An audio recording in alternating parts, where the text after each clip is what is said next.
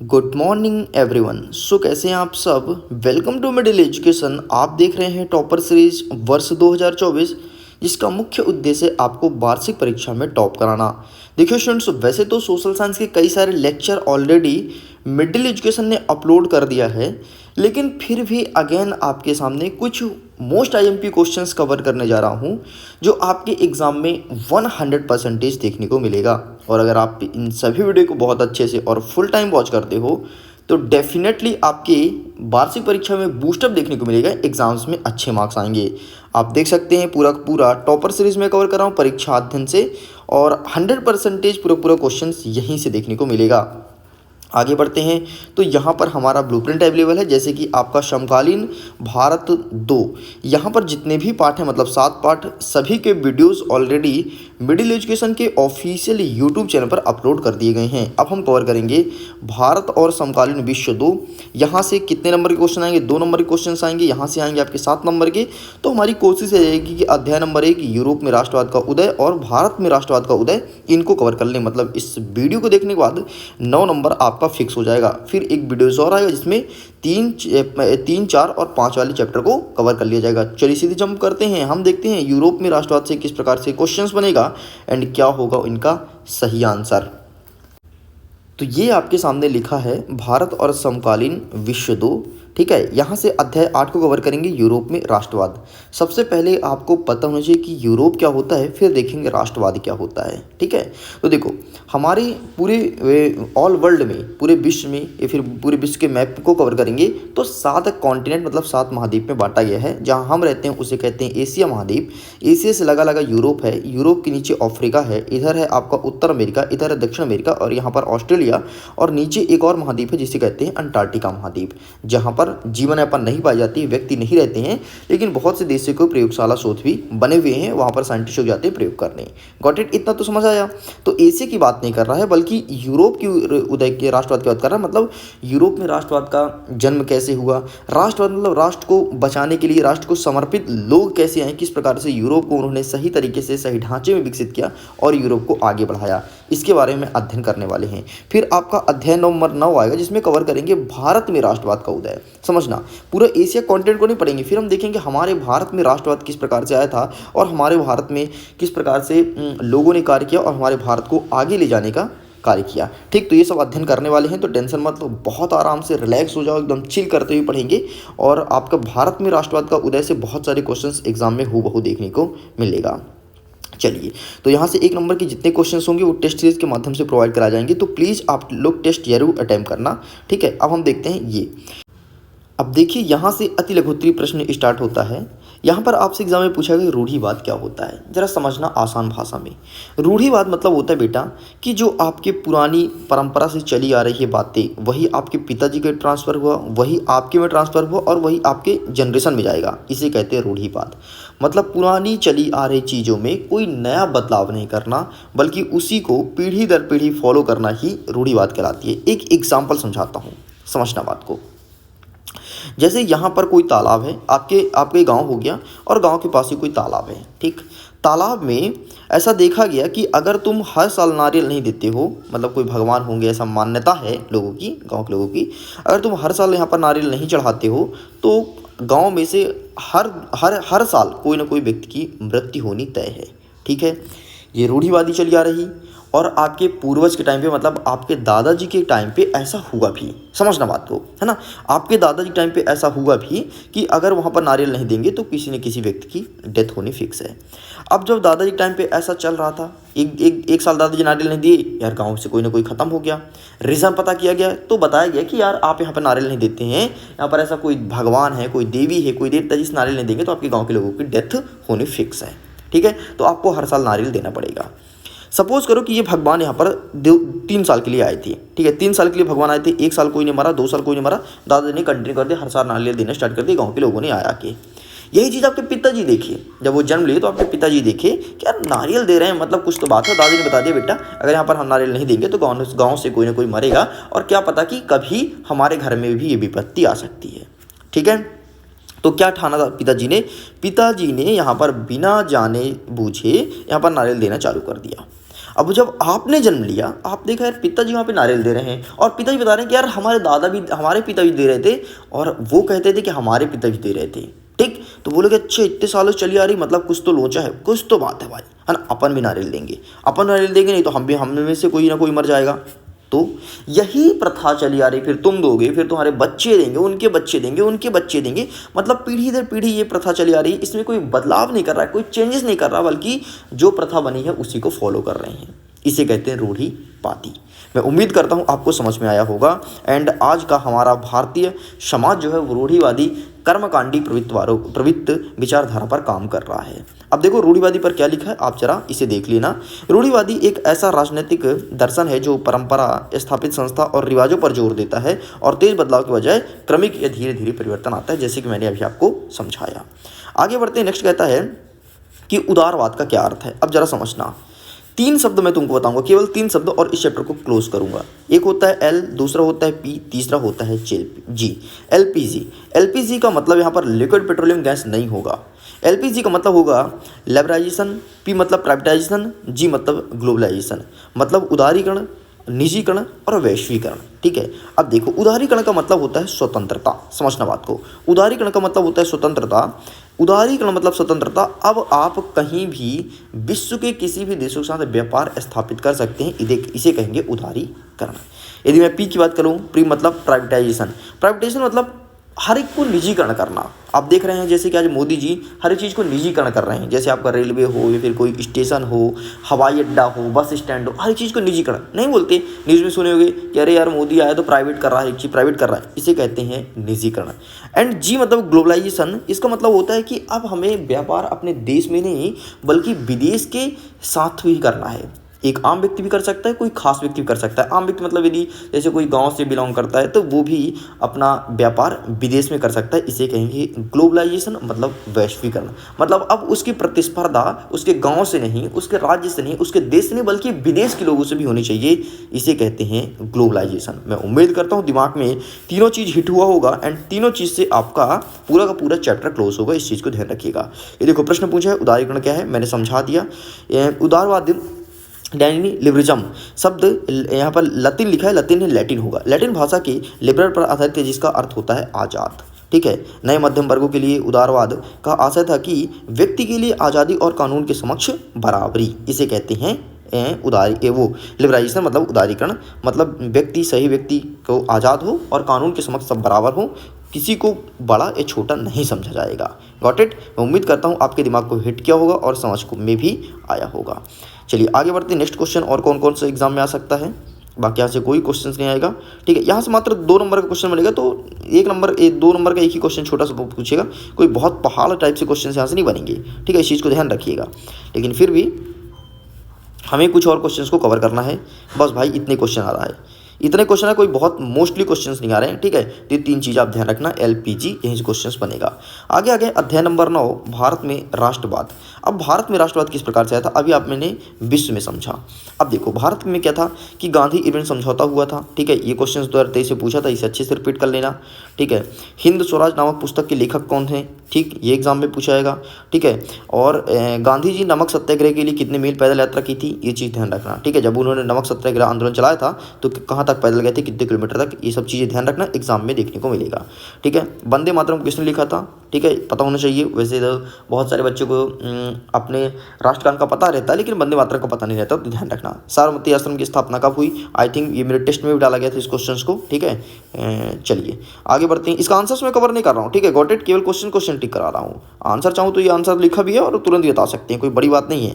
लेकिन अभी केवल क्वेश्चन देखिए आप। ठीक है, ये देखो इसका पहला नंबर फटाफट टिक कर लो, इसी का तीसरा नंबर आपको टिक करना है। ठीक है, चलिए आगे बढ़ते हैं। नेक्स्ट आपको कवर करना है खिलाफत आंदोलन कब शुरू किया गया था। ठीक है, इसे कवर करिए। दूसरा नंबर से कवर कर लेना। ठीक है, पूना पैक्ट 5वां नंबर से कवर कर लेना। ये सब क्वेश्चंस एग्जाम में देखने को मिलेगा। चलिए यार हम सीधी जंप करते हैं 2 नंबर की तरफ, क्योंकि 1 नंबर के क्वेश्चंस आपको प्रोवाइड कराया जाएगा टेस्ट सीरीज के माध्यम से। अच्छा सुनिए, आपके सामने 4 सेट का मॉडल पेपर मिडिल एजुकेशन द्वारा बनाया गया है। अगर आप उनके PDF को डाउनलोड नहीं किया है तो चेकआउट कीजिए, उनका PDF ऑलरेडी अपलोड कर दिया गया है। हमारा प्रश्न कह रहा है कि रॉलेट एक्ट क्या था, है ना। रॉलेट एक्ट एक ऐसा कानून था जो किसी भी व्यक्ति को बिना अभियोग चलाए अनिश्चित समय तक जेल में डाला जा सकता था। 1919 में पारित किया गया था। देखो रॉलेट एक्ट, एक्ट मतलब होता है कानून, ठीक है, समझना बात को। और रॉलेट, रॉलेट मतलब होता है बिना किसी को बताए चिताए उठा करके जेल में डालना। सपोज करो कि तुम यहाँ पर घूम रहे हो, ठीक है, तुम बढ़िया गली में घूम रहे हो, तुम बढ़िया मुस्कुराते हुए जा रहे हो किसी से मिलने, है ना। अब किससे मिलने जाओगे मुस्कुराते हुए, तुम जानते हो। चलो तुम उससे मिलने जा रहे हो बड़े मुस्कुराते हुए, और तुमको आए अंग्रेज अधिकारी उठा करके ले गए, चल कहाँ मिलने जा रहा है तू, चल उठ उठ उठ, चल उठा के ले गए पकड़ के और जेल में डाल दी। और जेल में डाले तो कोई निश्चित टाइम पीरियड के लिए नहीं डाला है, तुम जेल में डले हो, ये क्या तरीका है भाई, है ना। हमको बिना गलती के अब हम मुस्कुरा के जा रहे हैं और तुम उठा के डाल दिए, गलत बात है ना। अब जो जिसको मैं बोला हूँ मैं मुस्कुरा के आऊँगा, उसका क्या होगा जनाब अली। तो इसे कहते हैं रॉलेट एक्ट, एंड इसका काफ़ी विरोध हुआ था। 1990 से पारित हुआ था जब जलियांवाला बाग हत्याकांड हुआ था। इस हत्याकांड के बाद पुलिस अधिकारी किसी को उठा के और कहीं भी जेल में डाल देते थे, और कितने समय के डालेंगे कुछ नहीं पता, बस तुमको जेल में डाल दिए। आजकल तो खैर ऐसा नहीं होता। अगर आजकल आपको जेल होती है तो आपको बाकायदे बताया जाता है भाई तुमने ये गलती किया है, इस वजह से तुमको जेल में डाला जाएगा। फिर बाकायदे आपको कानून का सज़ा सुना जाएगा कि आपको इतने साल की सज़ा का प्रावधान किया गया है, ठीक है। चलिए, तो गांधी जी ने इसका काफ़ी विरोध किया था कि अरे ये तो खैर गलत तरीका है यार, और सही में गलत तरीका है यार। खुद बताओ ना, तुम बड़ी मुस्कुराते हुए जा रहे हो, मैं तुमको उठा के जेल में डाल दूँ, क्या क्या तरीका क्या है ये, है ना। तुम्हारा खुद दिमाग खराब होगा। चलिए आगे देखते हैं बहिष्कार से क्या है। आप एक शब्द आजकल बहुत सुने होगी, न्यूज़ वगैरह में चलता है कि बहिष्कार क्या होता है ना। इंग्लिश में वो बाइकॉट कहते हैं, बाइकॉट, है ना। तो बहिष्कार मतलब होता है कि किसी चीज़ को या किसी प्रोडक्ट को, किसी विदेश का हो या फिर अपने देश का हो, उसे खरीदने से इनकार कर देना। हमको खरीदना ही नहीं है, हमको यूज ही नहीं करना, इसे कहते हैं बहिष्कार। बाकी देख लीजिएगा वही सब बातें लिखी हो गई। चलिए जी आगे देखते हैं बरदौली सत्याग्रह के बारे में बताइए, इसके बारे में कहानी सुन लो, बड़ा इंटरेस्टिंग कहानी है। देख अच्छा आपको पता है सरदार वल्लभ भाई पटेल जो हैं, है ना, गुजरात के, उनको सरदार की उपाधि यहीं की बरदौली की महिलाएं दी थी। रीज़न क्या था, 1928 में सरदार वल्लभ भाई पटेल गुजरात के बरदौली तालुका के किसानों का आंदोलन का नेतृत्व कर रहे थे, है ना। ये किसान आंदोलन के नेता बने हुए थे वल्लभ भाई पटेल साहब।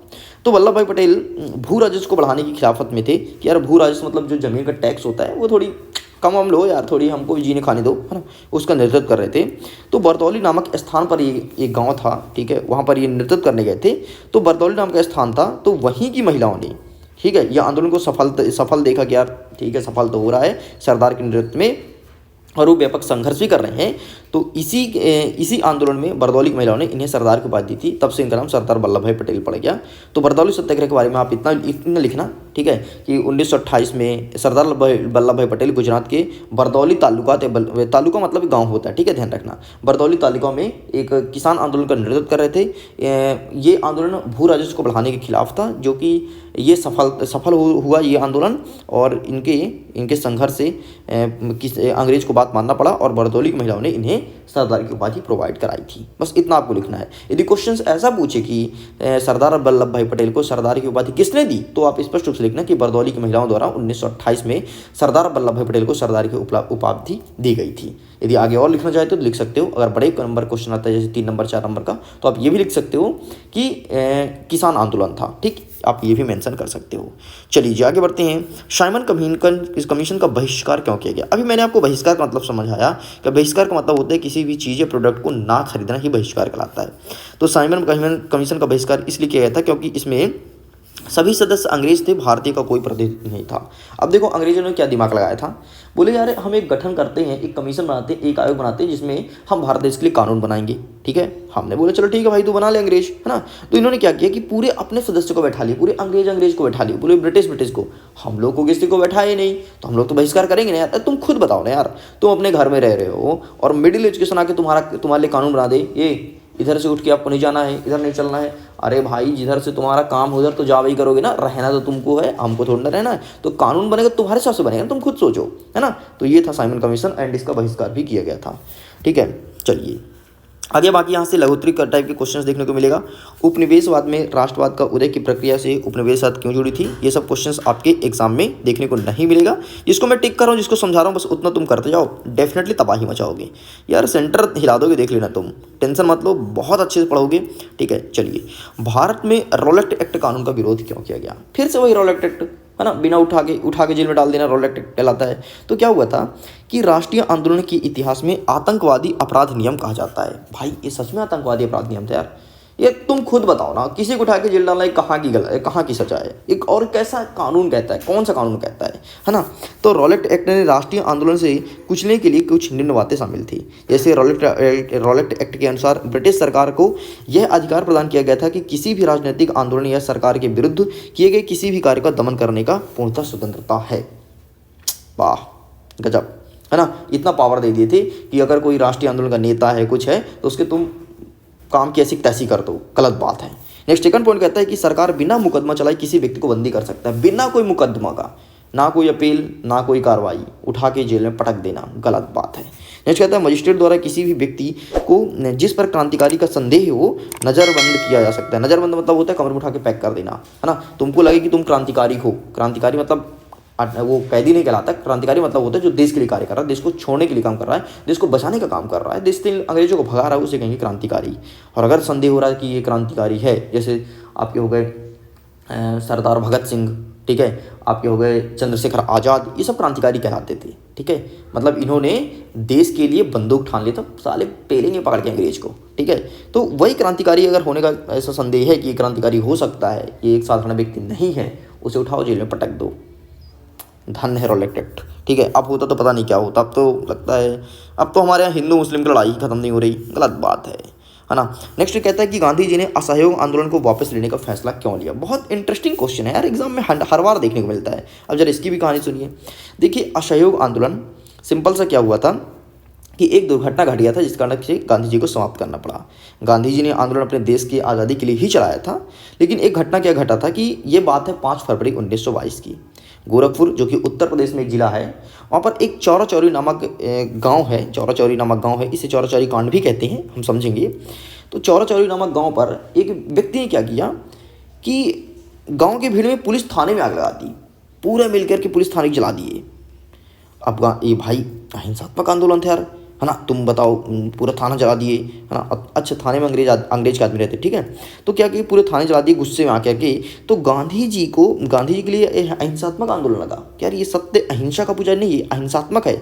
और इसी घटना को देखते हुए गांधी जी को बहुत दुखी हुए कि यार गलत बात है यार, देखो हम जो काम कर रहे हैं वो शांतिपूर्वक कर रहे हैं, लेकिन हमारे जो लोग हैं, कुछ लोग होते हैं छुटपुट बहुत उदंड टाइप से लोग, उन्होंने आग लगा दिया। तो गांधी जी ने को जा करके और असहयोग आंदोलन को वापस लेना पड़ा, और 2 दिन के पश्चात ब्रिटिश शासन द्वारा महात्मा गांधी को 6 वर्ष का कारावास का दंड दे दिया गया कि भाई तेरे कारण ये सब हो रहा है ना। क्योंकि नेतृत्व करता तो वही थी ना भाई, जो लीडर होता है उसे दिक्कत होती है, ठीक है। तुम कुछ भी कर, तुमको आग लगा दो, जो लीडर होगा तुमको कोई कुछ नहीं बोलेगा, लीडर को बोलेगा तेरे बंदे ने किए, तूने कैसे करवाया, ठीक। तो इस कारण से गांधी जी ने असहयोग आंदोलन को वापस लिया था। और कभी कभी एग्जाम में ऐसा पूछता है कि चौरा चौरी कांड क्या है, तो आप स्पष्ट रूप से लिख देना कि 5 फरवरी 1922 की बात है। उत्तर प्रदेश के गोरखपुर के चौरा चौरी नामक एक गांव में कुछ गांव के भीड़ों ने पुलिस थाने में आग लगा दी थी, इसे कहते हैं चौरा चौरी कांड। बस इतना लिख के कंप्लीट करना, फिर आगे मत लिखना कि खिलाफत आंदोलन गांधी जी ने वापस लिया, जेल भेजा, ये सब लिखने की जरूरत नहीं है, ठीक है।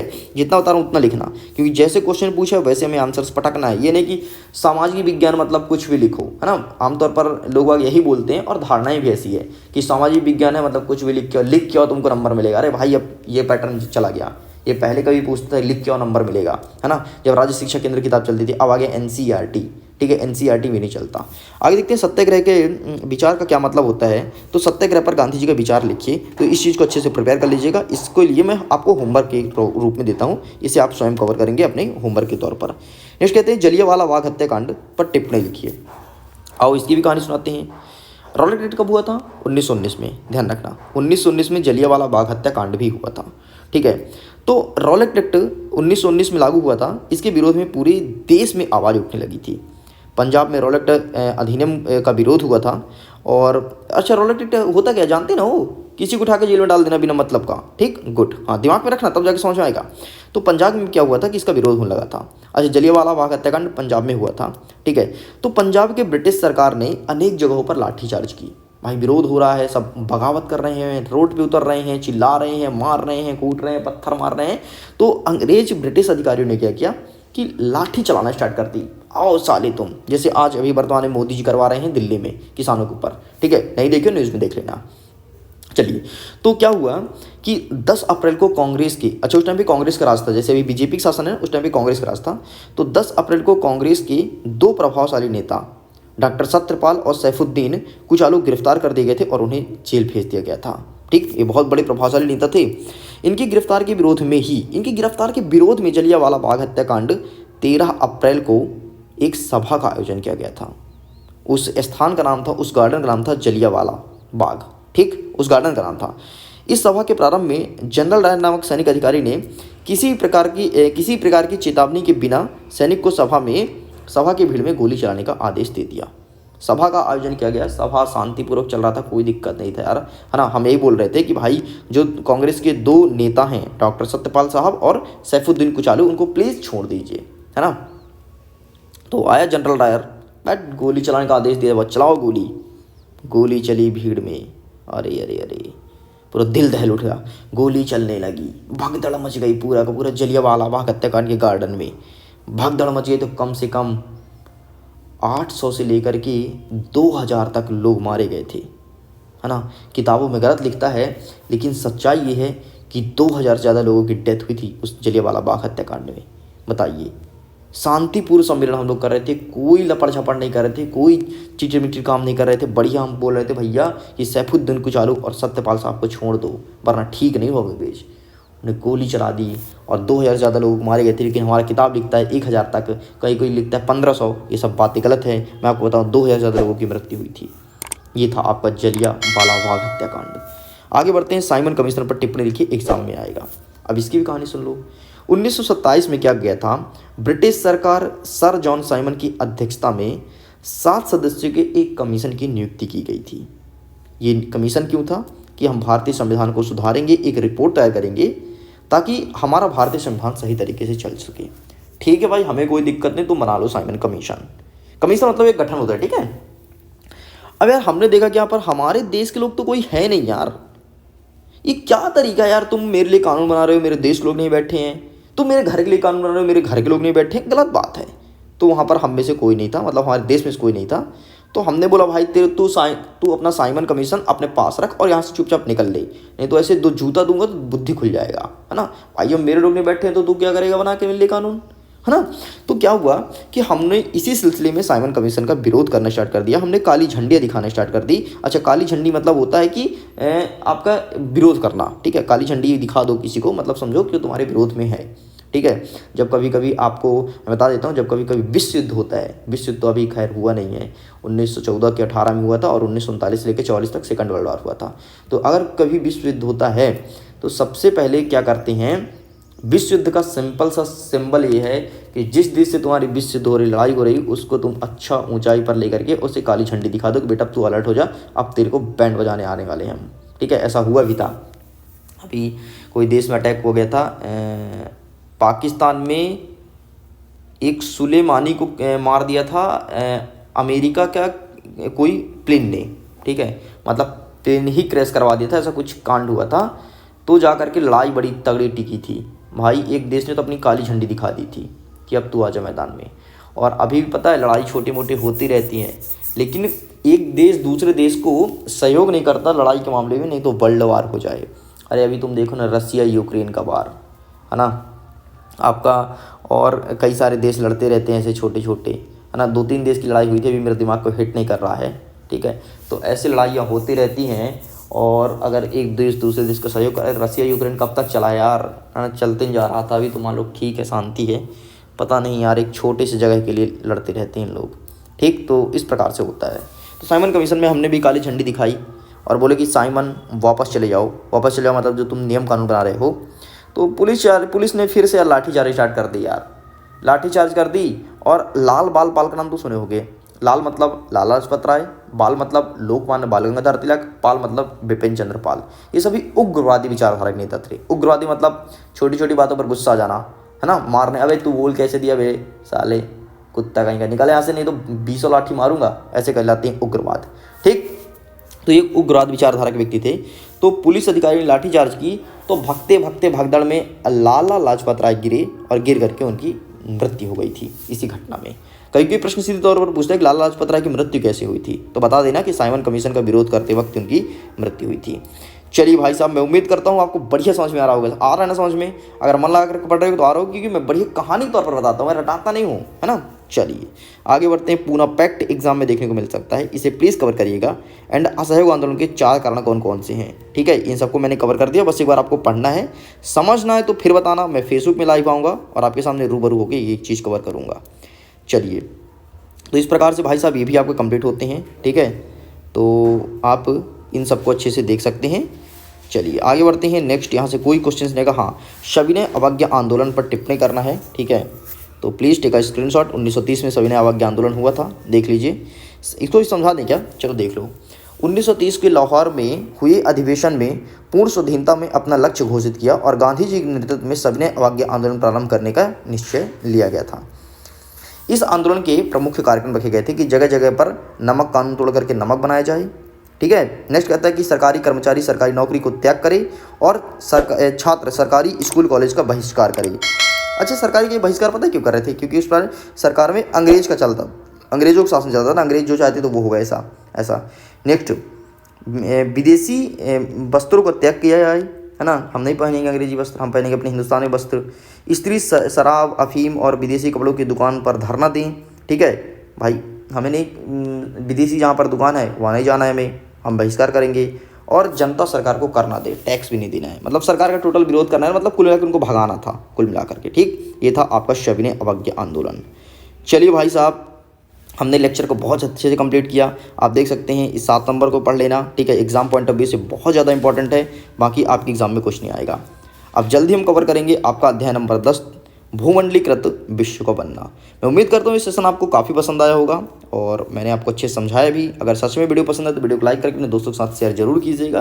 पहली बार है तो सब्सक्राइब का बटन होगा, दबा देना, बेल आइकन को प्रेस कर लेना, लेटेस्ट वीडियो का नोटिफिकेशन सबसे पहले तुम तक आएगा। और खूब पढ़ो, मस्त रहो, अंतिम पेपर है, पेपर फाड़ जाओगे, टेंशन मत लो, मिडिल एजुकेशन तुम्हारे साथ बैठा हुआ है। ओके, बाय बाय, वीडियो को एंड करता हूँ।